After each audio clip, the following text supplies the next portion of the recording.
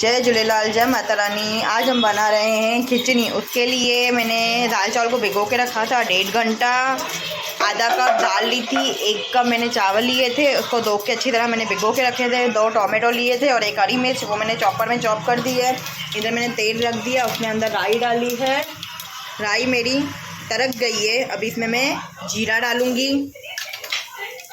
जीरे के बाद मैं थोड़ी हींग डालूँगी। आप देख सकते हो अभी हमारे दोनों अच्छी तरह पक गए। अभी मैं इसमें जो मैंने 2 टोमेटो डाले थे वो डालूंगी। आप देख सकते हो मैंने इसमें टोमेटो डाल दिए हैं। अब इसको हमको पूरा मिक्स करना है।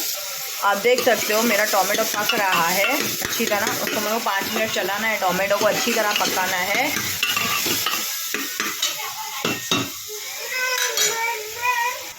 आप देख सकते हो हमारा टोमेटो पक गया है एकदम।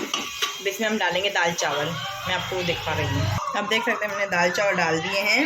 अभी स्वाद अनुसार हम नमक डालेंगे। उसके बाद लाल मिर्च पाउडर डालेंगे। अभी मैंने इसमें हल्दी डाली है, हल्दी पाउडर। आप देख सकते हो मैंने थोड़ा सा सांभर मसाला लिया है।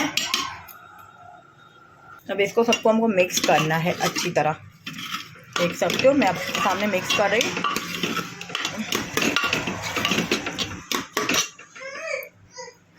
आप देख सकते हो मैंने सब मिक्स कर दिया है और थोड़ा सा कड़ी पत्ता डाल दिया है और मैंने 2-3 कोकम के फूल डाले हैं।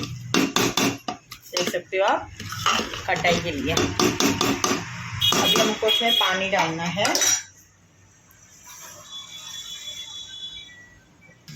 आप देख सकते हो मैंने इसमें पानी डाला है 1 गिलास जितना मैंने इसमें पानी डाला है। 1 से 1.5 गिलास पानी है मेरा। इसको हमको कम से कम 4 सीटी मतलब 3 सीटी लगानी है और 10 मिनट सिम पे रख देने का है। देख सकते हो मेरी खिचड़ी बन गई है।